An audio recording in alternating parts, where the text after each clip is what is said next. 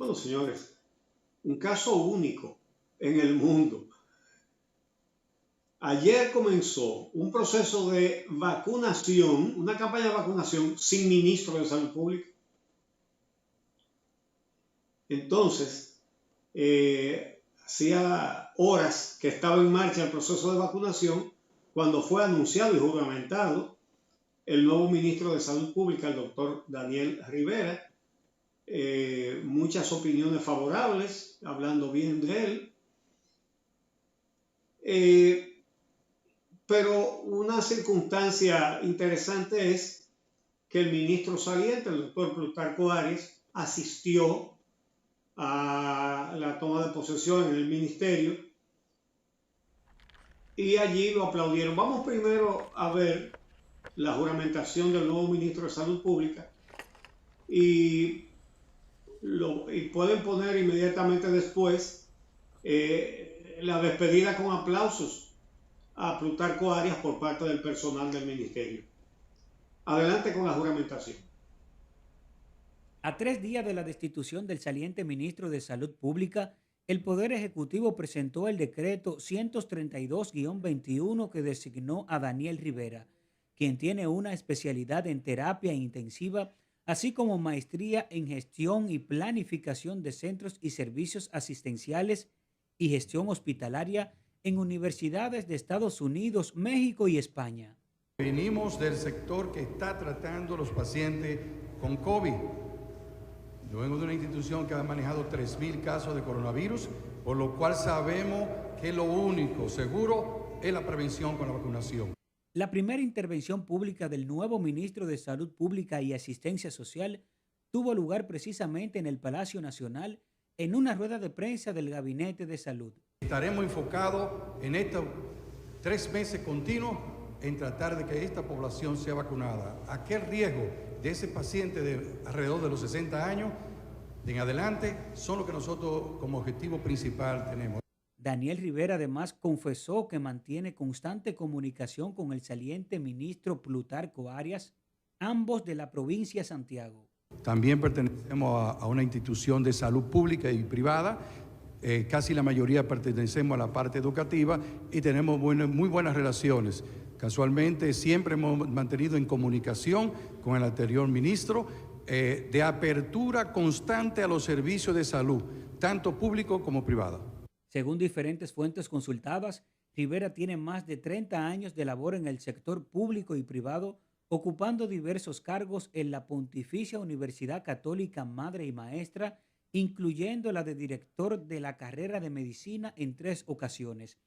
Además, ha sido director del Hospital Regional Universitario Cabral Ibáez y socio fundador de la Clínica Unión Médica del Norte, donde actualmente es el presidente de su Consejo de Administración desde el año 2018. Como han podido ver, el primer plan de primera línea fue vacunar a todos los médicos, y no solamente a los médicos, sino todo el personal de enfermería, de limpieza, de mantenimiento, y eso ya se cumplió. Fue también vicepresidente de la Asociación de Clínicas Privadas de Santiago. También hay que decir que el nuevo ministro fue vicepresidente del Colegio Médico Dominicano de Santiago, un alto dirigente del Partido Revolucionario Moderno. Para Telenoticias, Gregory González.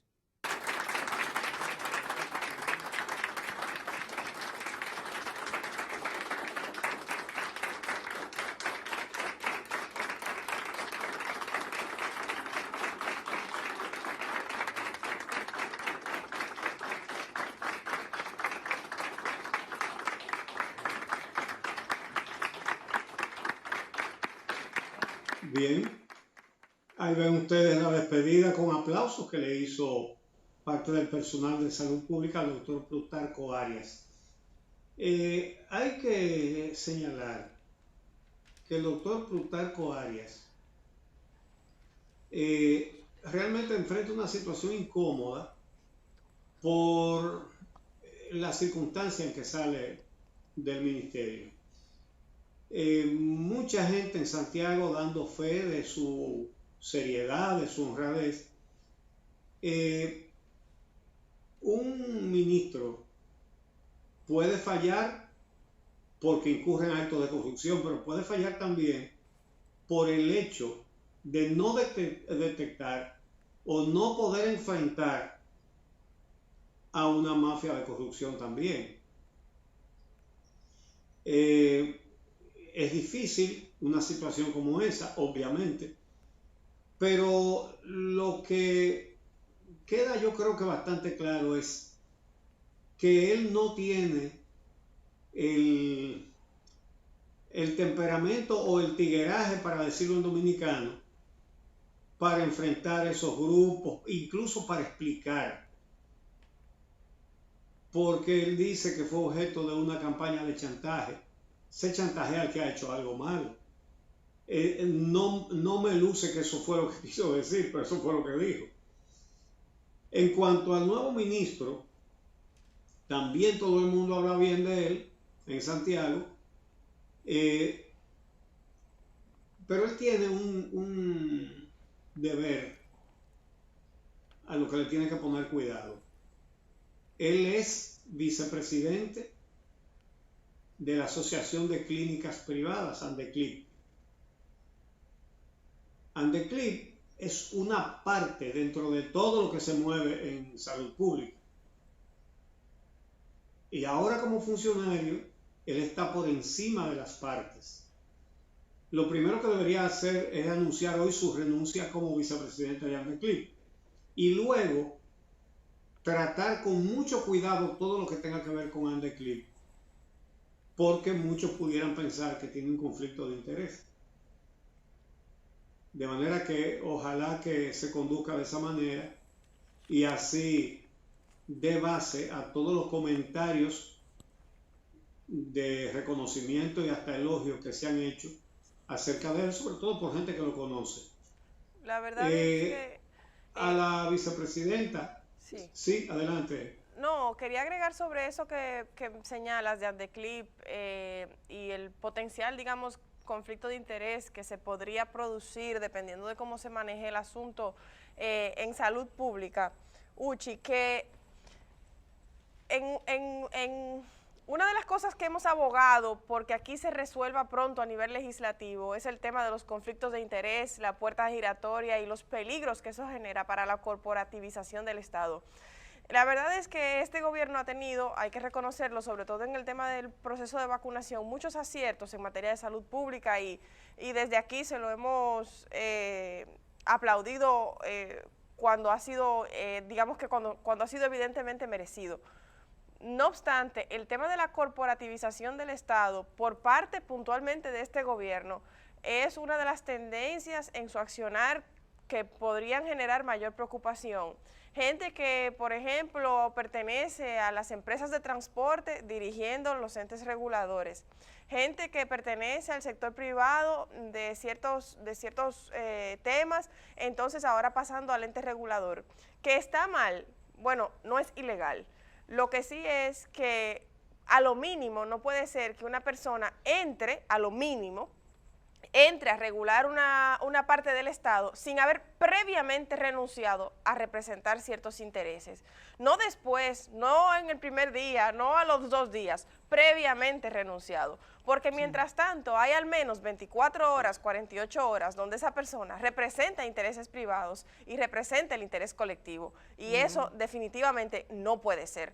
También pienso que este gobierno, quizás porque parte de su cúpula pertenece a una parte privilegiada del empresariado, que no está mal, tiene unos vínculos con el empresariado que a veces uno se pregunta si, por ejemplo, lo que pasó con el pacto eléctrico, donde fue tan fácil renunciar a que en ese pacto no estuviesen los sectores sociales, más no se renunció a que sí estuviese el sector empresarial, si eso es sano para el país. Si eso es sano para el interés de todo el mundo. Hay una tendencia. Sí, hay una tendencia a que el gobierno sea especialmente cercano al gran empresariado, a que no se vean los conflictos de interés entre ser quien maneja la cosa pública y ser quien maneja los intereses empresariales.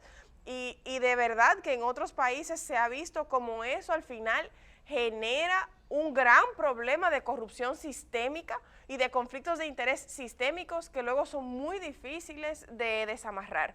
Así que creo que es oportuno, sobre todo en términos de, en estos tiempos de pandemia y hablando de salud pública, para alertar que hay una tendencia por parte del gobierno a acercarse a los sectores empresariales, a veces de manera desmedida y definitivamente de manera no regulada, porque no hay ley. Con ello no quiero decir que ni el actual ministro de Salud se prestaría a ninguna práctica indebida, ni mucho menos. La verdad es que no se podría decir eso, no hay razón para decirlo, pero sí que desde el gobierno central hay una tendencia como hacia la corporativización del Estado, que es una de las grandes, uno de los grandes riesgos para evitar la corrupción, esa cercanía excesiva.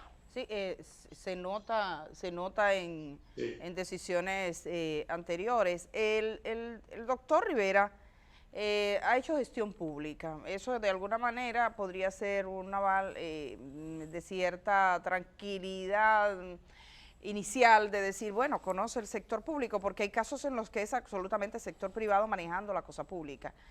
Me están escribiendo, por ejemplo, de Santiago, hay mucha gente que refiere que ha sido un hombre esforzado, que perdió a su padre muy joven y su madre le consiguió un crédito en la Pontificia Universidad Católica Madre Maestra, así estudió medicina. Algunos creen que es rico de cuna, no lo fue, fue alguien que se esforzó y que la gente conoce. Nadie discute eso como no se ha discutido en otros casos, creo que eso queda claro, pero sí es ver qué es lo que duele. Por ejemplo, yo le voy a poner un caso específico. ¿Cómo es posible que aquí se haya vacunado a los laboratorios privados que están tomando muestra y no se haya vacunado al personal del laboratorio Fernando de Filló? O sea, piénsenlo, es que les late el privado. Sí. ¿Cómo es posible que aquí hubiesen hospitales públicos que no fueron vacunados y estaban vacunando a las clínicas más prestigiosas de este país y más grandes? Y no vacunaban al personal de salud pública. O sea, ellos no eran los primeros entre los primeros, se vacunaron simbólicamente hospitales públicos, pero entre los primeros, en esa primera fila, iban los grandes centros privados haciendo su campaña y poniendo su fotografía. Aquí estoy yo vacunándome. Cuando los hospitales públicos, porque he conversado con gente de los hospitales públicos, usted me podrá decir, bueno, si no le toca hoy, le toca mañana, si no le toca mañana, le toca pasado. Eso no es lo que se discute, es lo que se siente como prioridad. ¿Por quién late el ministro? ¿Por quién laten las autoridades? ¿Qué es lo que les afecta?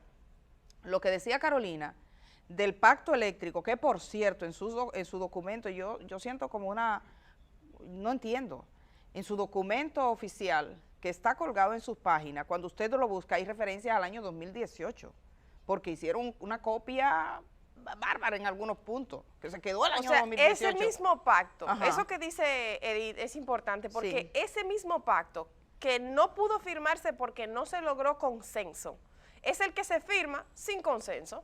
Ajá, y se dice que es una chulería, pero de quien prescinden es del sector social. Correcto. Que por demás no hicieron el más mínimo esfuerzo en contactarlo, ni siquiera lo invitaron. Fue como, ustedes para allá, ahí están las universidades, las escuelas, ahí están las organizaciones sociales.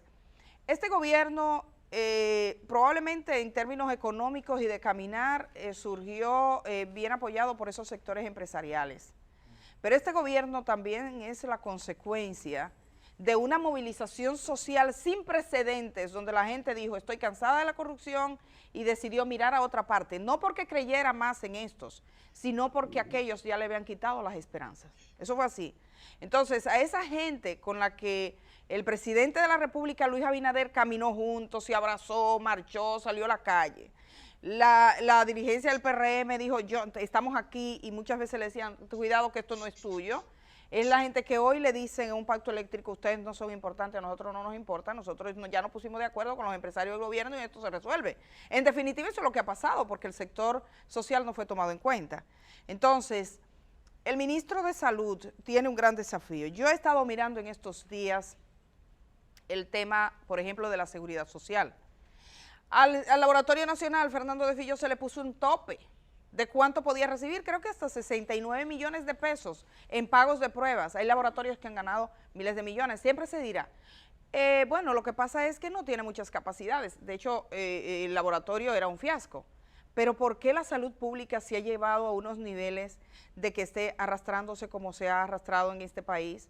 De que descubrimos, y eso fue bueno, en ese sentido ganamos, porque había gente aquí que no concebía en su cabeza que pudiera entrar a un hospital público, y en la pandemia tuvieron que hacerlo porque ellos fueron los primeros que estaban ahí delante. Entonces tiene el gran desafío de la seguridad social, de que llegue a las personas más pobres de esta sociedad. Tenemos el desafío y el liderazgo que tenga que tener el Ministerio de Salud Pública para modificar las reglas, para modificar las normas, para verificar, por ejemplo, por qué razón en un año entero de pandemia nosotros seguimos pagando las pruebas PCR al mismo costo cuando no habían pruebas PCR en el mundo. ¿A quién conviene eso? ¿A quién conviene eso? Más de 4,000 pesos por cada prueba paga República Dominicana, lo cual ha llevado a que haya una deuda acumulada de más de 4,000 millones de pesos, cuando ya las pruebas de antígenos que cuestan exactamente la mitad son aprobadas como probatoria del COVID hasta por Estados Unidos. Quiere decir eso que en el día de hoy no se puede hacer una prueba de antígenos a una persona asegurada en la seguridad social, porque lo que dice la norma es que es con esa prueba PCR, que es salud pública, que debía revisar que el costo no fuera el mismo. Salud pública no lo ha hecho. Yo no sé si de quién es responsabilidad de eso, pero eso lo que ha significado para el pueblo es dinero. Y Uchi Lora, ayer lo comentábamos, Carolina, que este país, al igual que el Ecuador, es el que ha tenido 3 ministros de salud en la pandemia. Ecuador tuvo 3, nosotros en circunstancias distintas también, tú Sánchez Cárdenas, Plutarco Arias y ahora este. Uno de los grandes desafíos es que el Ministerio de Salud Pública ha dejado de ser lo que era antes. En cierto modo a veces se convierte en una especie de secretariado, porque también vamos a decir eso. Yo dije aquí cuando entrevisté a Plutarco Arias que alguien me dijo a mí que Plutarco Arias vivía al brinco de la pulga, como dicen, lo digo porque hasta la BBC presentó un reportaje de cómo es eso, de su despacho al palacio, del palacio al despacho, del despacho al palacio, del palacio al despacho. Entonces, sería bueno que el Gabinete de Salud aclarara un poco cuáles son las funciones que le toca a cada quien, porque eso también de alguna manera mermó esa capacidad. Además de que yo pensaba decirle, ay ministro, cómprese un par de pilas, porque era el carácter que tenía como que tener y el impulso para eso, quizás con este señor no pase. Pero obviamente tuvo ahí una gran dificultad. Sí. Uchi Lora. Sí, hasta ahora, informó ayer la vicepresidenta encargada del Gabinete de Salud, han sido vacunados 818,000 dominicanos. Y obviamente que eso se va a multiplicar en los próximos días. Y también la vicepresidenta dijo que a partir de hoy ya van a estar funcionando todos los centros de vacunación, que muchos no estaban funcionando ayer. Escuchemos. La gran demanda mundial de vacunas ha dificultado hasta la fecha la recepción de grandes cantidades de dosis que ya hemos contratado. Sin embargo, hemos ido recibiendo y al día de hoy el país ha recibido hasta este momento unas 818,000 vacunas. Esto significa que estamos obligados a avanzar tomando en cuenta el riesgo y la edad de los vacunados. Estamos muy satisfechos de la marcha del proceso. Hasta ahora hemos completado sin tropiezos el proceso de vacunación del personal de primera línea con su primera dosis. Además, estamos comenzando a inocular a todo el personal de salud, a los adultos mayores de 70 años de edad, a quienes residen de forma permanente o semipermanente en hogares de adultos mayores y a los docentes de educación inicial primaria. Bueno, y también se dio una información interesante en el sentido de que en los próximos días, al llegar los próximos lotes de vacunas, serán llevados de manera directa a los centros de vacunación para agilizar así el proceso. Ayer, por ejemplo, en el centro de la Madre Maestra, ya les dije que fluyó muy bien pero las vacunas se acabaron. Por suerte estaban tan organizados que no tuvo que esperar la gente a estar horas ahí que después le dijeran que no había vacunas, sino que iban registrando las vacunas que se estaban usando, las que quedaban, mientras la gente se estaba registrando. Y cuando se evidenció que ya había pacientes para todas las vacunas disponibles, entonces a los demás le dijeron vuelva mañana y no los hicieron perder tiempo. Pero esta disposición de llevarla directamente a los centros, hay que pensar, hay que imaginar que agilizará las vacunaciones y dará una garantía de suministro a los diferentes puestos. Vamos a ver. Queremos enfatizar que si bien se mantiene el orden establecido en el plan presentado a todo el país, la prioridad del gobierno es vacunar a la mayor cantidad de ciudadanos en el menor tiempo posible. Esto significa que cada lote de dosis de vacunas que lleguen al país pasará directamente a los centros de vacunación para ser utilizado en la población de manera inmediata. El Gobierno de la República Dominicana advierte a la ciudadanía que solo atienda a la información oficial publicada a través de los canales informativos oficiales de Vacúnate RD. Bueno, vamos. Quisiera decir, si la ciudadanía hubiese atendido solo a los órganos oficiales de información para la vacunación, ayer no se vacuna nadie. Claro. Ayer no se vacuna nadie porque no había información. Sí, o sea, en el Palacio Nacional, en el tema de la vacunación, por ejemplo, se hizo una centralización de la información. Y eso fue una cosa como de enfermarse. O sea, la gente que ama el periodismo, la gente que vive la información, la gente que vibra con los datos, si se le hace caso a este gobierno se enferma en materia en eso. Es cero. O sea, no es posible que ayer no se conocieran. Por ejemplo, que el listado que circulaba era falso. Yo no sé, dicen que circulaban dos. El que mostramos aquí era verdadero. Lo he analizado punto por punto con el nuevo listado que ahora está colgado en sus páginas. Es el listado. Como que me diga la vicepresidenta es falso. No, ese era el listado. Alguien lo filtró. Sí, pero era real. Entonces, hay mucha confusión. Yo conozco gente que está justificando que fue a vacunarse, que tiene 62 años. Y entonces les decían, pero son los de 70. Es que eran los de 60. La información oficial, la última, fue que eran más de 60 años lo que le tocaba en esa fase. La cambiaron, pero nunca lo dijeron. Entonces, tan importante como vacunar, y lo ponía, es que se dé la información a tiempo. Yo entiendo que el gobierno diga la información oficial es la pertinente, la centralización de la información quizás en temas como este es relevante, pero ahí hay que comprar par de pilas. Las pilas que no compró ese señor, compren esas pilas porque es necesario que informen a tiempo. Eso es una cosa sencilla. Yo, la verdad, hoy mismo no se puede hacer cita todavía en la página. Y eso se anunció hace bastante. Sí, hay que decir que, por ejemplo, dentro de toda la especulación que ha producido no haber ofrecido, valga la redundancia, la información acerca de qué pasó con el ministro de Salud Pública anterior, reitero, a raíz de toda la especulación que no haber dado esa información ha producido, una de las cosas que se han notado es que se centralizó la información en materia de temas de salud pública y así no se puede gestionar una política pública. O sea, imagínense lo que es que el ministerio cualquiera no pueda dar una información porque para dar una información tiene que ir a Palacio, como decía Edith hace un minutito, sí, a preguntar. Ir y venir para preguntar si puede dar una información sobre el manejo de la cartera que lleva.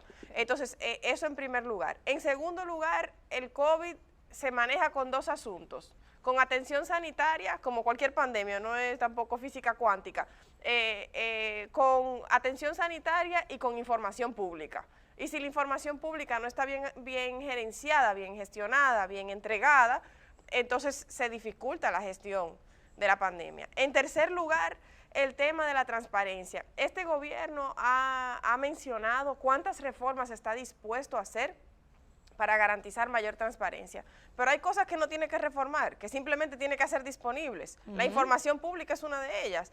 Grandes reformas, modificar la ley, todo eso está súper bien y es urgente. O sea, hace tiempo que necesitamos que se actualicen un sinnúmero de asuntos para que la información pública pueda rodar bien, pero si no rueda bien con el régimen que está, ¿qué va a pasar cuando se democratice aún más el acceso a la información? Lo que pasa también es como esa tendencia a tener que quién es que lo dice, quién le toca, cómo es la cosa. Y en eso hay un refrán en el pueblo que lo dice claro, gente que ni lava ni presta la batea, o sea, no den la información.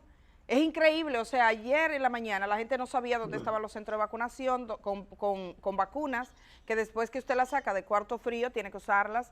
Hay en algunos centros que se decidieron a vacunar a gente que tenía menos de 70 años porque tenían que usar las vacunas. Para democratizar la información, Edith y Uchi, que lo pongan todas las cuentas del gobierno a la vez. O sea, que no se discutan, ni el problema sea si lo publica primero no sé quién, si lo publican... Todo no puede hacer. No importa, todos a la vez, porque lo importante es que la información llegue a la mayor cantidad de personas posible. Señores. Sí, tenemos que irnos. Sí, tenemos que hacer la pausa. Regresamos en un momentito.